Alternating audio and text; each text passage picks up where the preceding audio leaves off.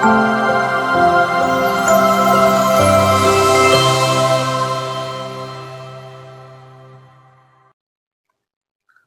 இயேசு கிறிஸ்துவுக்குள் எனக்கு அருமையானவர்களே, நம் ஆண்டவர் இயேசு கிறிஸ்து நாமத்தினால் உங்கள் அனைவரையும் வாழ்த்தி வரவேற்கிறேன். நீங்கள் நம்பிக்கையோடு கேளுங்கள், நீங்கள் பெற்றுக்கொள்வீர்கள். ஏனென்றால் கடவுள் உங்களுடைய தேவைகளை நிறைவேற்ற காத்து கொண்டிருக்கிறார். பிரியமானவர்களே, இன்றைய வார்த்தை பகிர்வு நிகழ்வில முதல் வாசகமாக எபிரேயருக்கு எழுதப்பட்ட திருமுகத்திலிருந்து நமக்கு செய்திகள் சொல்லப்பட்டிருக்கிறது. இதிலே நம்பிக்கையாளர்கள் எதையெல்லாம் பெற்றுக்கொள்கிறார்கள்? இறைவன் மீது கொண்டிருக்கிற நம்பிக்கையால் அவர்கள் படைகளில் வெற்றி பெறுகிறார்கள். செல்கின்ற இடமெல்லாம் வெற்றி பெறுகிறார்கள். நினைத்தவை அனைத்தையும் பெற்றுக்கொள்கிறார்கள். கடவுள் அவர்களோடு கூட இருந்தார்.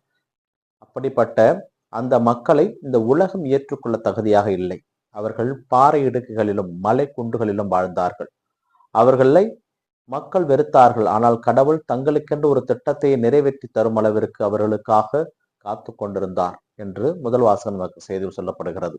இங்கே கடவுளுக்காக வாழ்வோர் பல இடங்களிலே ஏற்றுக்கொள்ளப்பட மாட்டார்கள், விரட்டி அடிக்கப்படுவார்கள், புரிந்து கொள்ளப்பட மாட்டார்கள். ஆனால் கடவுளுடைய திட்டத்தை ஏற்றுக்கொண்டு நிறைவேற்றுபவர்களுக்கு கடவுள் அவர்களுக்கென்று ஒரு திட்டம் வைத்திருப்பார். அந்த திட்டத்தின்படி அவர்களுக்கானதை அவர் கொடுப்பார் என்பதை இன்றைய முதல் வாசகத்திலே எபிரேய ஆசிரியர் நமக்கு தெளிவுபடுத்துகிறார். இன்றைய நற்செய்தி வாசகத்திலே பேய் பிடித்த ஒரு இளைஞனை இயேசு கிறிஸ்து சரி செய்வதை நாம் பார்க்கிறோம். விவிலியத்திலே நற்செய்தி வாசகத்திலே எல்லா பகுதிகளிலும் இல்லாத ஒரு நிகழ்வு மார்க் நற்செய்தியாளர் பதிவு செய்திருப்பார். இந்த நற்செய்தி வாசகத்தை நாம் வாசிக்கின்ற பொழுது 5வது அதிகாரம் 1 to 20 வரை உள்ள செய்தியை நாம் படிக்கின்ற பொழுது நமக்கு சில விஷயங்கள் தெளிவுபடும். என்னவென்றால், அவன் பேய் பிடித்திருந்தான், அவன் சங்கிலியால் கட்டப்பட்டிருந்தும் அதை அறுத்து விடுகிறான். என்ன செய்தாலும் அவனை ஒருவராலும் ஒன்றும் செய்ய முடியவில்லை. அந்த அளவுக்கு பலசாலியாக இருக்கிறான். கல்லை எடுத்து தானே அவன் தாக்கிக் கொள்கிறான். இரவு முழுவதும் கத்தி கூச்சலிடுகிறான். அதனால் அவன் கல்லறையிலே வாழ்ந்து வந்திருக்கிறான். ஆனால் இயேசு கிறிஸ்து அப்பக்கமாக வருகிறார் என்று தெரிந்தவுடனே ஓடி சென்று இயேசுவினுடைய பாதத்தில் விழுந்து, இயேசுவே, உன்னத கடவுளின் மகனே, உமக்கு இங்கு என்ன வேலை? ஆண்டவர் மீது ஆணை, என்னை தண்டிக்க வேண்டாம் என்ற ஒரு வார்த்தையை இந்த பேய் பிடித்த இளைஞன் சொல்வதை பார்க்கிறோம். அந்த இளைஞன் சொல்லவில்லை, அவனுள் பிடித்திருந்த பேய் சொல்லுகிறது. இங்கே இயேசு கிறிஸ்துவை பேய்கள் அறிந்திருந்தன என்பதை மார்க் நற்செய்தியாளர் இங்கே நமக்கு சொல்ல கொள்ள ஆசைப்படுகிறார். இறைவன் இயேசு கிறிஸ்து கடவுளுடைய மகன் என்பதை மார்க் நற்செய்தியாளர் தெளிவர சொல்லிக் கொண்டே இருப்பார்.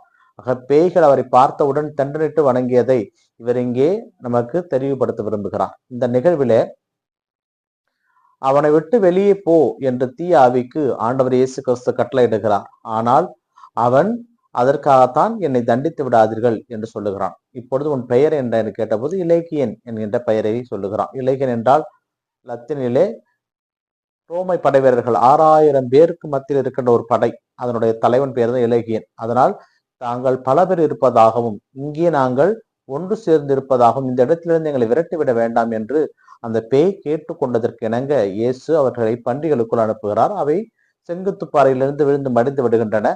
2000 பன்றிகள் இருக்கும் என்று செய்தியை சொல்லி முடித்து விடுகிறார்.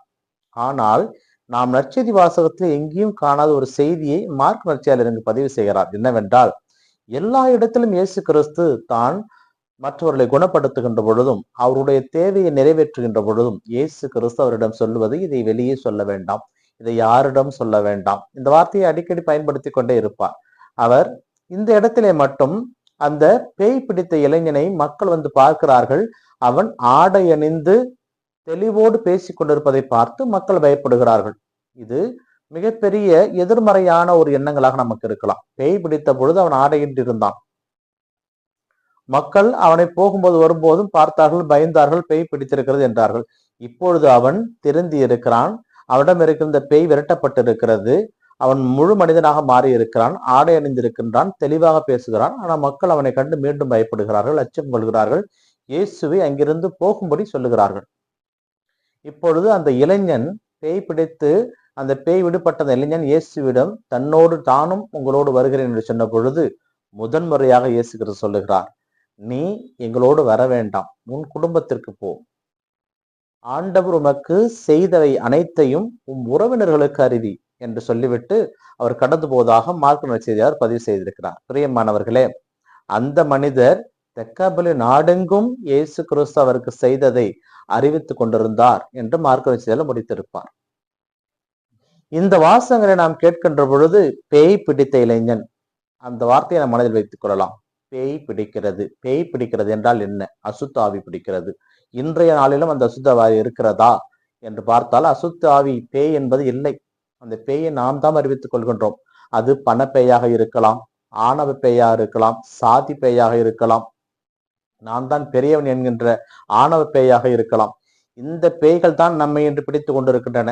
இந்த பேயிடமிருந்து நம்மை காப்பதற்காக கடவுள் அனுதின திருப்பலியிலே ஒருவரோடு ஒருவர் சமாதானம் செய்து கொள்ளுங்கள், ஒருவரை ஒருவர் ஏற்றுக்கொள்ளுங்கள், இருப்பதை பகிர்ந்து கொடுங்கள், எல்லாரையும் ஒன்றென நினையுங்கள் என்ற வார்த்தையின் மூலம் நம்மை காப்பாற்ற நினைக்கிறார். ஆனால் நாம் மேலும் மேலுமாக நாங்கள் லேகியன், ஒருவர் அல்ல இருவர், ஒருவனுக்கு இத்தனை பேய்களும் பிடித்திருக்கிறது என்ற நாளிலே. எல்லா பேய்களும் மனிதனை கொல்லுவதற்காகத்தான் இருக்கிறது. இந்த ஆசையிலே பல பேர் மாண்டு போய்விட்டார்கள். இந்த பண பேயினாலும், ஆணவ பேயினாலும், சாதி பேயினாலும், ஏற்றத்தாழ்வு பேயினாலும் பல பேய்கள் நம்மை கொன்று கொண்டிருக்கின்றன. இந்த பேயிடமிருந்து கடவுள் நம்மை காப்பாற்ற முயற்சி செய்து கொண்டிருக்கிறார்.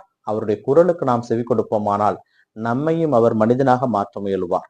இந்த பேய் பிடித்திருக்கின்ற மனிதர்களை யாராலும் சரி செய்து விட முடியாது. சந்தேக பேயும் பிடித்திருக்கிறது இந்த நாளிலே. ஏனென்றால் பொய் பேயும் பிடித்திருக்கிறது. எந்த செய்தியானாலும் ஒரு வாழ்விலிருந்து பொய்யாகவே வரும். இத்தனை பேய்களும் மனிதனை சுழற்றி சுழற்றி அடித்துக் கொண்டிருக்கின்ற போது இந்த நிகழ்வை நாம் படிக்கின்ற பொழுது இயேசு அவரை குணப்படுத்தினார் என்று சொல்லப்படுகிறது. பிரியமானவர்களே, அந்த ஆண்டவர் இயேசு கிறிஸ்து நம்மையும் என்று குணப்படுத்த ஆசைப்படுகிறார்.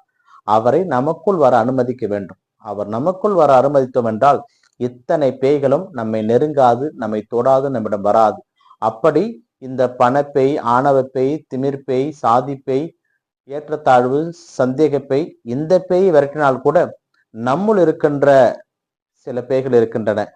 நான் எளியவன், என்னால் ஒன்றும் செய்ய முடியாது, நான் ஏழை, என்னை யாரும் மதிப்பதில்லை என்ற நமக்குள் இருக்கின்ற பேயையும் ஆண்டவர் விரட்டுவார். பிரியமானவர்களே, இறைவனை உங்களுக்குள் வர அனுமதியுங்கள். அப்படி நீங்கள் அனுமதிக்கின்ற பொழுது ஆண்டவர் உங்களுக்குள் இருக்கின்ற பேயையும் விரட்டுவார்.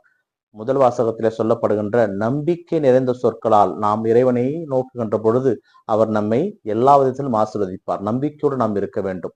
இந்த நம்பிக்கையினுடைய எதிர்ப்பதம் என்னவென்றால் பயம். பயம் நம்மிடம் இருந்தால் நம்பிக்கை நம்மிடம் இருக்காது. பயத்தை விரட்டுவோமானால் நம்பிக்கை நம்மிடம் வரும். பயம் என்றால் பேய், நம்பிக்கை என்றால் கடவுள்.